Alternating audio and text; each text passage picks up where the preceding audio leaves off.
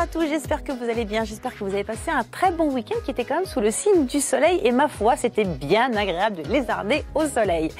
Est-ce que vous êtes prêts pour le sommaire du jour? Eh bien écoutez, c'est parti pour ce lundi 20 novembre. Murmure à l'oreille des chevaux, Sacha Bravard nous fera partager son amour du dressage et de l'art équestre classique, sa spécialité, la légèreté des aides. Et enfin, nous allons retrouver notre invité du jour.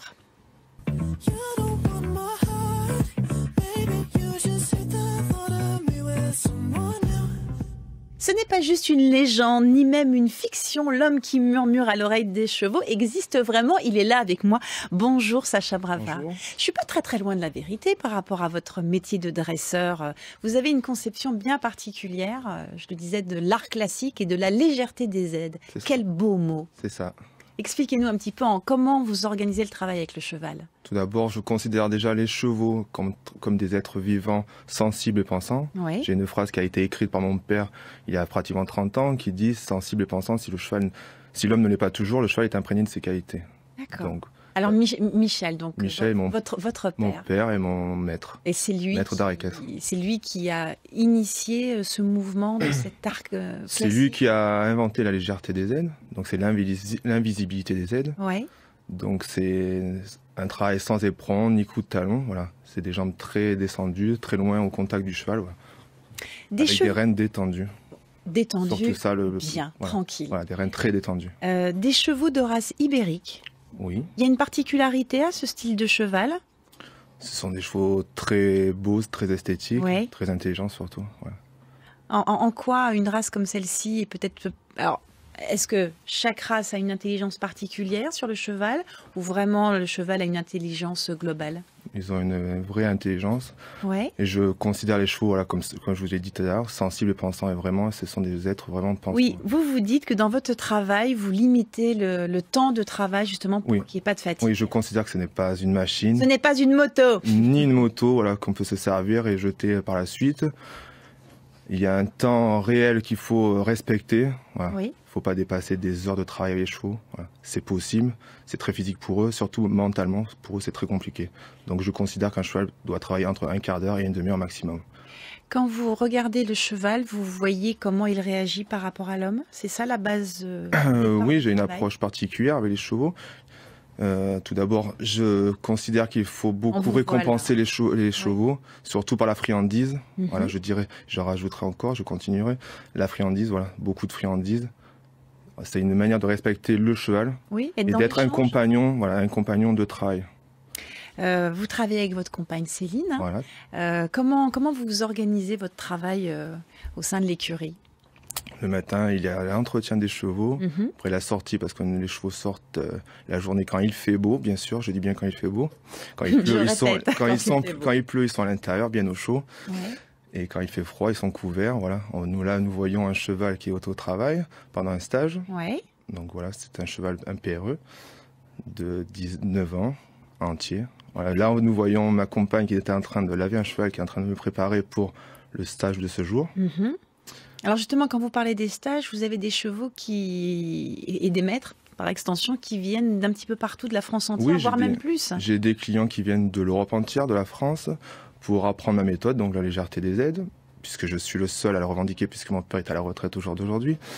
Et oui, j'ai des clients qui viennent de l'Europe, de la France, d'Italie, dernièrement de Hollande, un monsieur qui est venu me voir, qui a fait tout le chemin pour venir me voir en moto. Donc voilà, il a fait ce nombre de kilomètres, ça m'a fait très plaisir de le voir. Bah oui, j'imagine. Voilà. Alors pour reprendre cette légèreté des aides, donc ça fait partie de cet art classique, c'est quoi, 18e siècle? Alors ça a été inventé par les Italiens. Là nous voyons un cheval qui est à la pesade, voilà, au travail aux longues rênes.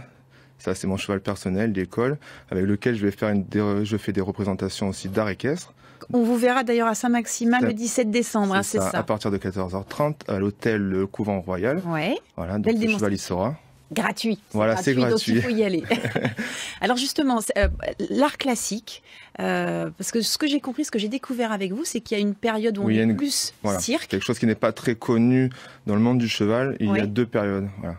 La période du 16 au 17 et 18e siècle, ça s'arrête. Cette période-là, c'était l'art équestre classique français, voilà, et que ça s'appelait l'art de la cavalerie, c'était l'art de monter à cheval. Après cette période, on est passé dans une équitation le mot équitation est arrivé. Ouais. Et c'est une équitation de cirque, voilà. D'accord, comme des grands spectacles qu'on peut voir qu'on peut par voir ailleurs. aujourd'hui. Donc cette équitation est basée sur le bouchérisme, ce qu'on appelle le bouchérisme, équitation de cirque. D'accord. Le cheval, on le disait, c'est un partenaire et surtout un partenaire des militaires de la garde républicaine. Alors après avoir passé 18 ans au service de la France, direction le Var pour une retraite bien méritée pour les chevaux donc. Après un CDI de 18 ans comme porte-étendard dans la garde républicaine, Yvo de Fontenay est passé du pavé parisien à la prairie varoise. Il fallait répondre évidemment à quelques critères, donc s'assurer qu'il y a un box, qu'il y a un espace évidemment pour s'épanouir. Bien là. Oh, oh, pas, oh, pas, oh, marcher, marcher. Yvo. Mais qu'est-ce qu'on sait faire aujourd'hui? C'est un cheval qui a été tout le temps en boxe avec d'autres chevaux. Donc il est habitué à travailler avec d'autres chevaux et donc très bien.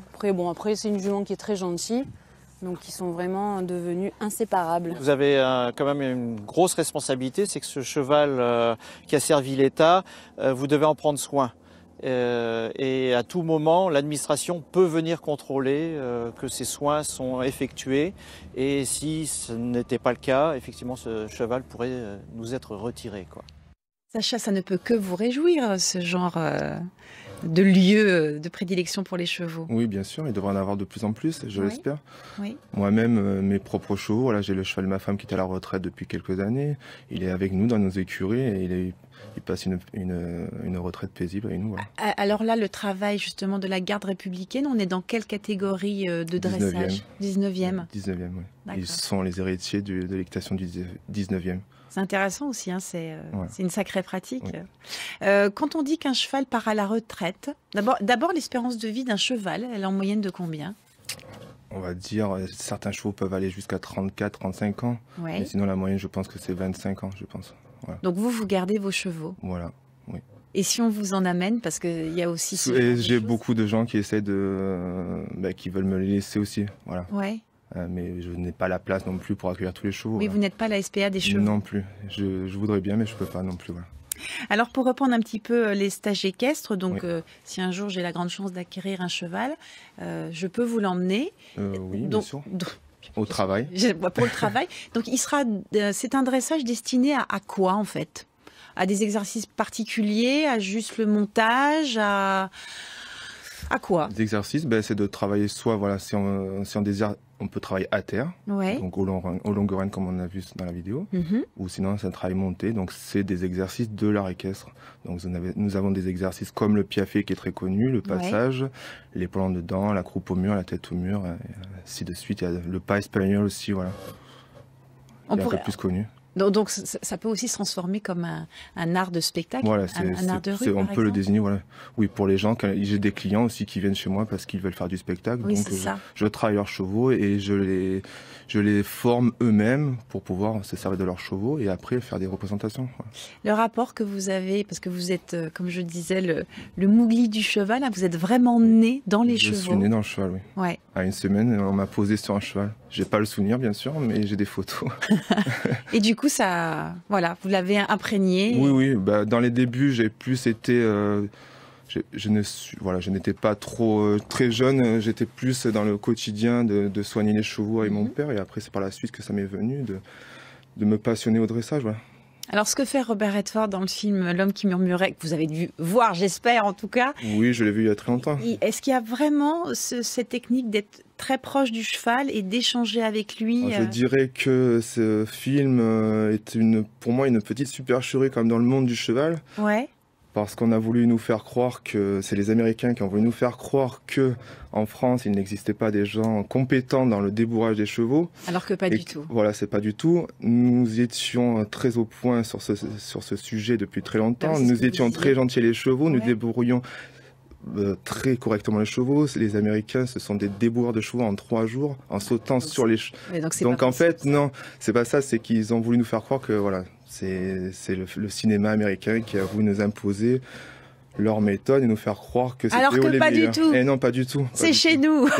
Chez nous en France et même dans les pays européens, voilà. Bien sûr, il y a on une était grande déjà culture du cheval. voilà, au point. Merci beaucoup Sacha, je viendrai vous voir avec plaisir donc à Saint-Maximin le 17 décembre. C'est à quelle heure ?